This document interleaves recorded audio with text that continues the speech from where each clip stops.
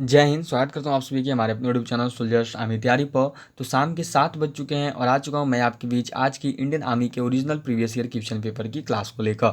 आप सबको पता है कि रोज़ शाम 7 बजे जो है हम लोग इंडियन आर्मी का original previous year question paper solve करते हैं। आज भी शाम 7 बजे जो है हम लोग देखिए इंडियन आर्मी का original previous year question paper solve करेंगे, जो कि आपका पेपर है देखो सोल्जर GD का, Sikh regiment centre Ramgarh cantt का, ठीक है, जो कि दानापुर के थ्रू आती है, दानापुर रिक्रूटमेंट जोन के थ्रू। तो पता है पेपर किसका, दिल्ली सोल्जर GD का पेपर रहेगा, जो कि आपका Sikh regiment centre Ramgarh cantt का है। ड्यूरेशन 60 मिनट जो बेसिक डिटेल्स होती है वो दी गई है। मैक्सिमम मार्क्स 100 और पासिंग मार्क्स 30 पर भी बेसिक डिटेल्स होती हैं, आप सबको पता है। सभी को जल्दी से क्लास को शेयर कर दीजिए अपने और भी फ्रेंड्स के साथ जो भी देखिए इंडियन आर्मी की प्रिपरेशन कर रहे हैं, क्योंकि देखो किसी भी एग्जाम को क्रैक करने का जो सबसे बेहतरीन तरीका है वो यही है कि उसके प्रीवियस ईयर को बनाया जाए, और ये सबसे बेहतर होता है। तो सभी को जरूर शेयर कीजिए हमारे इन क्लासेज को। उसके साथ साथ जो भी हमारे यूट्यूब चैनल पर क्लास देख रहे हैं अभी उन वो क्लास को लाइक जरूर कर दें, और उसके साथ साथ जो भी हमारे यूट्यूब चैनल पर नए होंगे वो चैनल को सब्सक्राइब करके बेल आइकन जरूर प्रेस कर दीजिएगा। तो चलिए आज की क्लास को शुरू करेंगे क्वेश्चन नंबर 1 के साथ। उससे पहले देखो सभी को टेलीग्राम ग्रुप से जरूर जुड़ जाना। टेलीग्राम ग्रुप से जुड़ने का जो लिंक है वो आपको नीचे डिस्क्रिप्शन बॉक्स में दिया हुआ है। तो चलिए शुरू करेंगे आज की क्लास को। सेक्शन ए रहेगा हमारा। सेक्शन ए में जो है देखो आपके जनरल नॉलेज के क्वेश्चन होंगे, जो कि आपके क्वेश्चन नंबर 1 to 15 सामान्य ज्ञान के प्रश्न क्रमांक 1 से 15 तक रहेंगे, ठीक है। तो चलिए क्वेश्चन नंबर 1 को बनाते हैं। क्वेश्चन नंबर 1 देखो यहाँ पे आपका क्या दिया हुआ है। The largest irrigation canal in India is called the, Bharat में सबसे बड़ी सिंचाई नहर है। ऊपरी बारी दोआब नहर, यमुना नहर, सरहद नहर या फिर इंदिरा गांधी नहर। क्या होगा राइट आंसर। तो देखिए भारत में जो सबसे बड़ी सिंचाई नहर है वो कौन सी है, तो वो है आपकी इंदिरा गांधी नहर। राइट आंसर क्या है, तो ऑप्शन नंबर डी। चलिए अगले क्वेश्चन को देखेंगे, जो कि देखो यहाँ पे आपका दिया हुआ है। नेक्स्ट क्वेश्चन दिया है देखो आपकी कि term of Rajya Sabha member is, Rajya Sabha के सदस्य का कार्यकाल कितने वर्षों का होता है। 2 वर्ष, 6 वर्ष, 5 वर्ष या फिर इनमें से कोई नहीं। जो राज्यसभा के सदस्य होते हैं उनका कार्यकाल निम्न में से कितने वर्षों का होता है। तो देखो जो राज्यसभा के मेंबर्स है उनका जो कार्यकाल है ना वो होता है आपका 6 वर्षों का। राइट आंसर क्या हो जाएगा, तो ऑप्शन नंबर बी 6 ईयर्स, ठीक है। चलिए अगले क्वेश्चन को देखेंगे, जो कि देखो यहाँ पे आपका दिया हुआ है। क्वेश्चन नंबर 3 है देखो आपका, ये क्या है देखो आपकी कि who was the first Muslim women ruler of Delhi. Delhi की प्रथम मुस्लिम महिला शासक कौन थी। नूरजहां, सुल्तान रजिया, चांद बीबी या फिर बेगम हजरत महल। निम्न में से कौन जो है देखो आपकी ये दिल्ली की प्रथम मुस्लिम महिला शासक थी। तो देखिए दिल्ली की जो प्रथम मुस्लिम महिला शासक थी या फिर भारत की प्रथम महिला शासक वो जो है कौन है, तो वह है सुल्तान रजिया। राइट आंसर क्या होगा यहाँ पे देखो, तो रजिया सुल्तान भी बोलते हैं ऐसे, सुल्तान रजिया, ठीक है। चलिए अगले क्वेश्चन को देखेंगे, जो कि देखो यहाँ पे आपका क्वेश्चन नंबर 4 है, और ये दी हुई है देखो आपकी कि the air that contains moisture to full capacity. क्या है देखो, आर्द्रता को पूरे तौर पर ग्रहण करने के पश्चात हवा कहलाती है। विशिष्ट आर्द्रता, शुद्ध आर्द्रता, भरी हुई हवा या फिर देखो ऑप्शन नंबर डी सापेक्षिक आर्द्रता। आर्द्रता को जब पूरे तौर पर ग्रहण करने के पश्चात हवा क्या कहलाती है। तो देखिए आर्द्रता को पूरे तौर पर ग्रहण करने के पश्चात जो हवा आपकी भरी हुई हवा सैचुरेटेड एयर कहलाती है। राइट आंसर क्या हो जाएगी, तो ऑप्शन नंबर सी।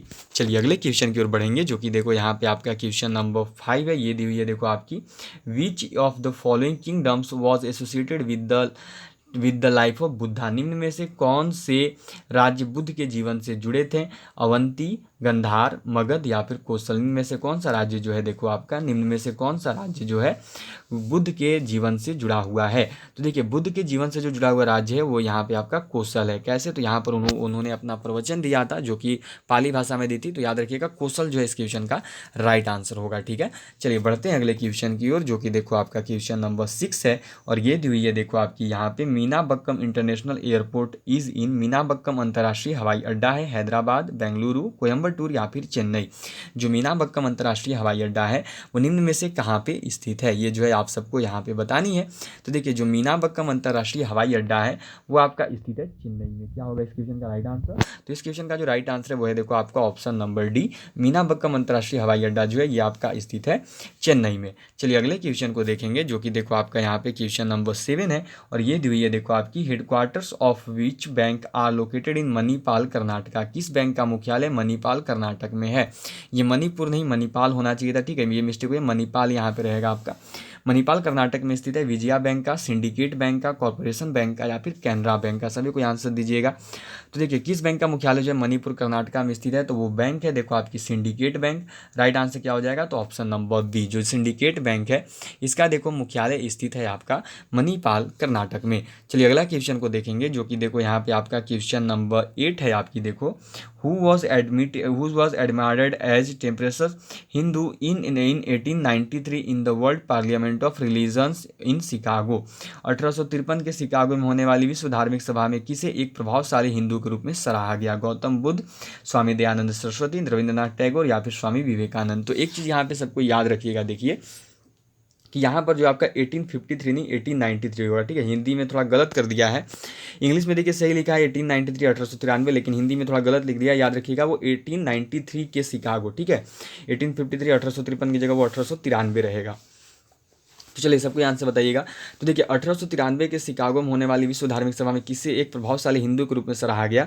तो वो है देखो option number D, Swami Vivekananda ji, ठीक है। राइट आंसर क्या हो जाएगा? तो स्वामी विवेकानंद जी जो हैं इन्हें देखो एक प्रभावशाली हिंदू के रूप में सराहा गया था 1853 में हुए शिकागो में विश्व धार्मिक सभा में। चलिए अगले क्वेश्चन को देखेंगे, जो कि देखो यहाँ पे आपका क्वेश्चन नंबर 9 है। ये है देखो आपकी कि which of the among following is an important tribe of the यहाँ पे क्या दिए देखो आपकी धौलाधर रेंज, ठीक है।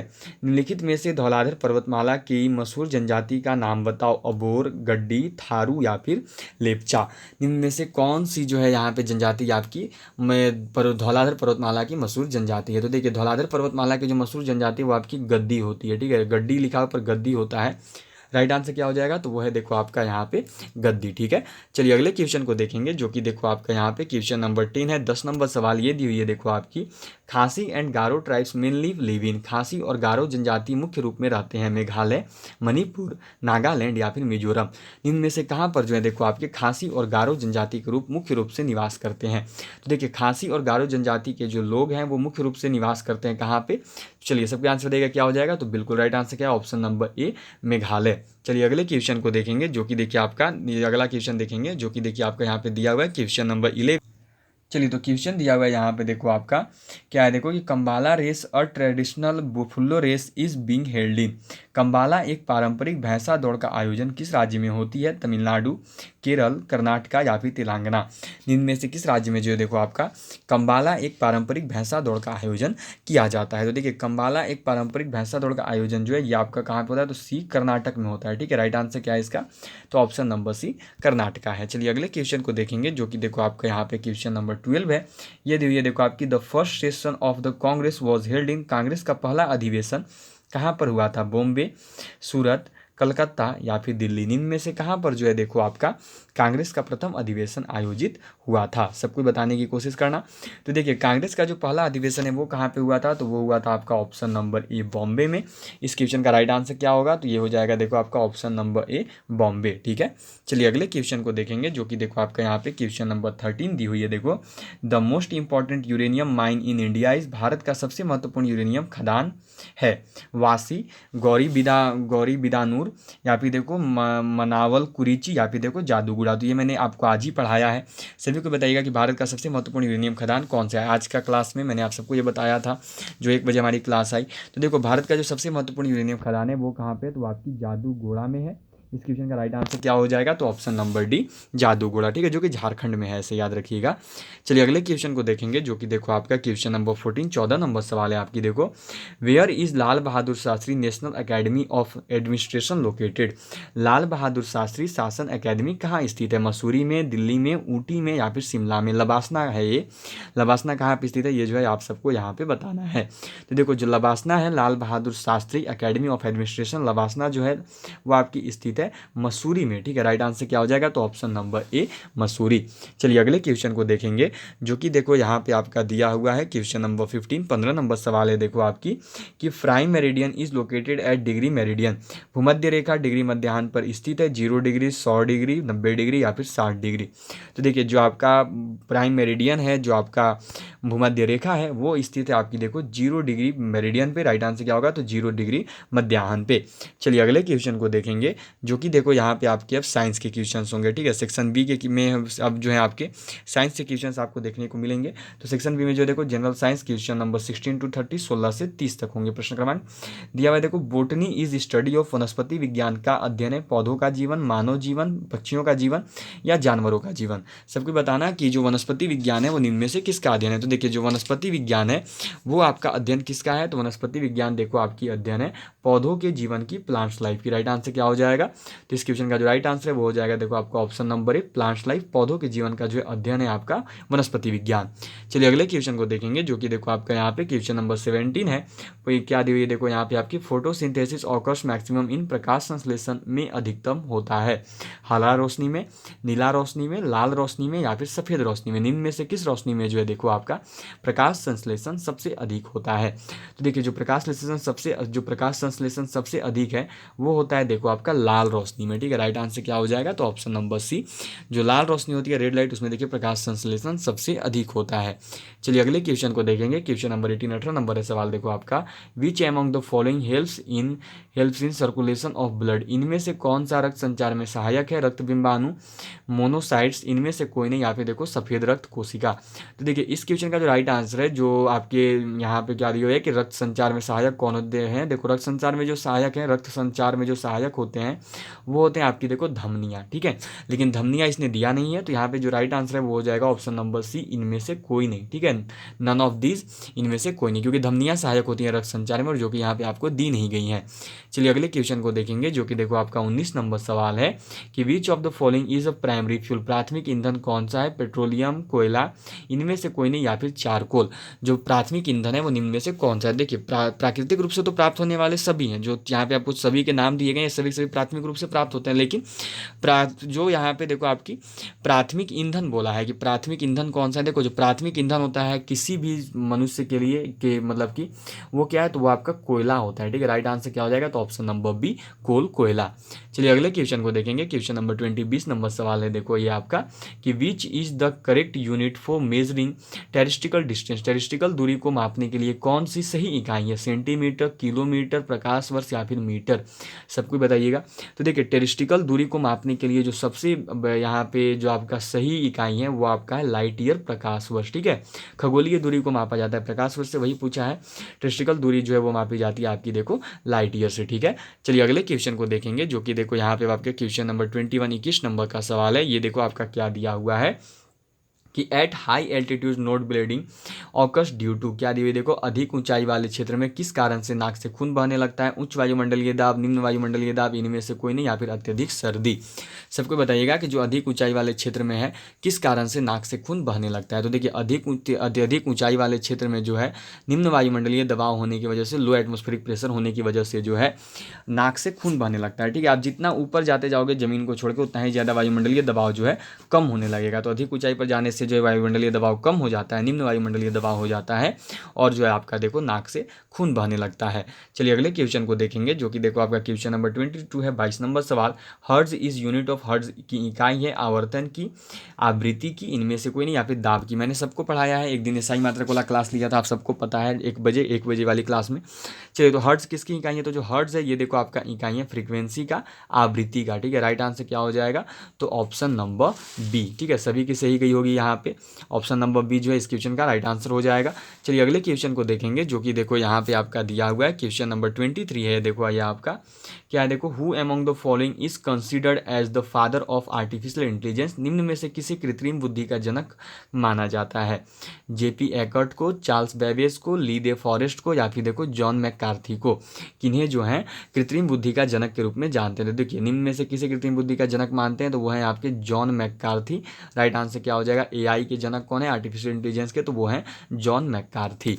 चलिए अगले क्वेश्चन को देखेंगे जो कि देखो आपका क्वेश्चन नंबर 24 है। 24 नंबर सवाल ये दिया हुआ है देखो यहाँ पे आपका, coronagraph is used for. Coronagraph का प्रयोग के लिए किया जाता है नसों के अध्ययन के लिए, सूर्य के कोरोना का अवलोकन करना और तस्वीरें खींचना, धमनियों के अध्ययन के लिए, या फिर देखो रक्तचाप के अध्ययन के लिए।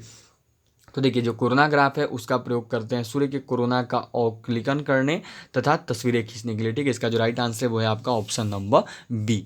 चलिए अगले क्वेश्चन को देखेंगे। क्वेश्चन नंबर 25 नंबर सवाल दिया हुआ है देखो यहाँ पे आपका कि the revolver was invented by. Revolver का आविष्कार द्वारा किया गया था Theodor Bergmann, Henry Deringer, John Browning, या फिर सैमुअल कोल्ट। किसने किया था, तो देखिए रिवॉल्वर का जो आविष्कार किसने किया था, तो राइट आंसर हो जाएगा सैमुअल कोल्ट, ठीक है। जो सैमुअल कोल्ट थे इनके द्वारा देखो आविष्कार किया गया था रिवॉल्वर का। चलिए अगले क्वेश्चन को देखेंगे, जो कि देखिए यहाँ पे आपका दिया हुआ है क्वेश्चन नंबर 26। ये है देखो आपकी कि which of the following is the first calculating device, निम्न में से किसे पहला गणन यंत्र कौन सा है? पास्कलिन है, अबेकस है, गणना करने का यंत्र है, या फिर ट्यूरिंग मशीन है? कौन सा जो होगा यहाँ पे पास्कलिन, अबेकस, कैलकुलेटर या फिर ट्यूरिंग मशीन, इनमें से कौन सा जो है देखो आपका पहला गणन करने वाला यंत्र है? तो देखिए पहला गणना यंत्र जो है, पहला जो गणन करने वाला यंत्र था वो था आपका देखो पहला जो कैलकुलेटिंग डिवाइस था वो था आपका अबेकस। राइट आंसर क्या हो जाएगा? तो ऑप्शन नंबर बी अबेकस। चलिए अगले क्वेश्चन को देखेंगे, जो कि देखिए आपका दिया हुआ है क्वेश्चन नंबर 27। ये है देखो आपका यहाँ पे क्या दी हुई है, what do you understand by aerodynamics, आप वायु गति शास्त्र से क्या समझते हैं? इनमें से कोई नहीं। यह जनन अंगों का विज्ञान है, यह हवा या गैस के प्रवाह में होने वाली हलचलों का विज्ञान है, या फिर यह हमारे शरीर के दर्द से संबंधित अध्ययन है? क्या होगा इस क्वेश्चन का राइट आंसर? ये जो है आप सबको यहाँ पे बतानी है। तो देखिए जो वायु गति शास्त्र है ये जो है आपका देखो हवा या गैस के प्रवाह में होने वाली हलचलों का विज्ञान है। इस क्वेश्चन का जो राइट आंसर है वो है देखो आपका ऑप्शन नंबर सी। चलिए अगले क्वेश्चन को देखेंगे, जो कि है देखो आपका क्वेश्चन नंबर 28, 28 नंबर सवाल ये दिया हुआ है देखो, tooth डेके starts when pH of mouth is lower than, मुंह का पीएच मान से कम होने पर दांतों का क्षय प्रारंभ होता है। 5.5, 8, 10 या फिर 7, निम्न में से जो है मुंह का पीएच मान कितना से कम हो जाता है तब देखो दांतों का क्षय प्रारंभ होता है? तो वो है देखो आपका ऑप्शन नंबर ए 5.5। ठीक है, जब मुंह का पीएच मान जो है 5.5 से कम होता है तब देखो दांतों का क्षय प्रारंभ हो जाता है। चलिए अगले क्वेश्चन को देखेंगे, जो कि ये देखो आपका question number 29, the molecular formula of cane sugar is, गन्ना चीनी का आणविक सूत्र है H2CO3, H2C2O4, H6H12O6, या फिर देखो नेक्स्ट में डी में है C12H22O11। डी में जो है आपका लिखा हुआ है C12H22O11। तो इसका राइट आंसर यही होगा ऑप्शन नंबर डी, जो C12H22O11 है, यही इसका राइट आंसर है। गन्ना चीनी का जो आणविक सूत्र है वो है देखो आपका C12H22O11। चलिए अगले क्वेश्चन को देखेंगे, जो कि देखो आपका क्वेश्चन नंबर 30 है, 30 नंबर सवाल, the melting point of copper is, तांबे का गलनांक डिग्री सेल्सियस में होता है 1085 degree Celsius, 100 degree Celsius, 1038 degree Celsius, या फिर इनमें से कोई नहीं। जो तांबे का गलनांक है वो निम्न में से कितना डिग्री सेल्सियस होता है? तो देखिए जो तांबे का गलनांक है ना वो कितना होता है, तो वो सबको पता है। राइट आंसर क्या होगा? तो option number A 1085 degree Celsius. ठीक है, जो तांबे का गलनांक है वो देखो 1085 डिग्री सेल्सियस होता है। चलिए तो आपकी देखिए यहाँ पे 30 क्वेश्चंस कवर्ड हो गई। ठीक है, 30 क्वेश्चंस जो 30 सवाल हैं वो आपको यहाँ पे देखो करवा दी गई हैं। आगे कुछ मैथ्स के क्वेश्चंस तो है नहीं, देख सकते हो पेपर आगे इसमें नहीं है। तो चलिए आपकी यहाँ पे क्लियर हो चुकी है। ठीक है, आज जो है आपके कंप्लीट करवा दिए गए हैं। जो भी आपके देखो जीके जैसे क्वेश्चंस होते हैं, हम लोग एवरीडे जीके जीएस के ही क्वेश्चंस करते हैं। तो जो आपके जीके जीएस के क्वेश्चंस थे 300 क्वेश्चंस आपके करवा दिए हैं। 30 क्वेश्चंस हो चुके हैं। सबको अपना स्कोर जरूर बताना कि आज आपने कितने क्वेश्चन सही किए हैं। ठीक है, 30 क्वेश्चंस में से आज आप सभी ने कितने क्वेश्चंस को सही किया है सभी को बतानी है। सभी का टारगेट रहेगा ऑल ऑफ यू सबको ही बताना कि जो 30 क्वेश्चंस हुए आपके उसमें से आज आपने कितने क्वेश्चंस को सही किया। तो चलिए ऑल ऑफ यू बाय। अब आप सभी को बाय बोलने की बारी आ चुकी है। अब आप सबसे मुलाकात होगी देखो सीधे कल दोपहर 1 बजे, जब हम लोग करेंगे कल जीके जीएस का क्लास। ठीक है, जीके जीएस का इंपॉर्टेंट क्लास जो हमारा रोज दोपहर 1 बजे आता है, अब सीधे आपसे उसमें मुलाकात होगी। कल जो है हम लोग देखिए अपना रोज 1 बजे क्लास करते हैं, जो कि भी बहुत अच्छा चल रहा है। सभी को 1 बजे की क्लास में जरूर जुड़िए जीके जीएस की क्लास में, क्योंकि देखो सभी के सभी पेपर्स के क्वेश्चन जो उन्हीं में से आ रहे हैं। तो सभी को 1 बजे की क्लास में आप सब जरूर ज्वाइन हो। तो चलिए ऑल ऑफ यू बाय। अब आप सभी को बाय, मिलते हैं आपसे कल दोपहर 1 बजे इंडियन आर्मी की जीके जीएस क्लास में। All of you bye, have a good day, sweet dreams to all of you. अब मिलूंगा आपसे सीधे कल दोपहर 1 बजे। All of you bye and good night to all of you. मिलते हैं आपसे अब आपसे सीधे कल दोपहर 1 बजे। Good night, sweet dreams. मिलूंगा आपसे सीधे कल दोपहर 1 बजे। जय हिंद, जय Bharat. Have a good night, sweet dreams. जय हिंद, जय भारत।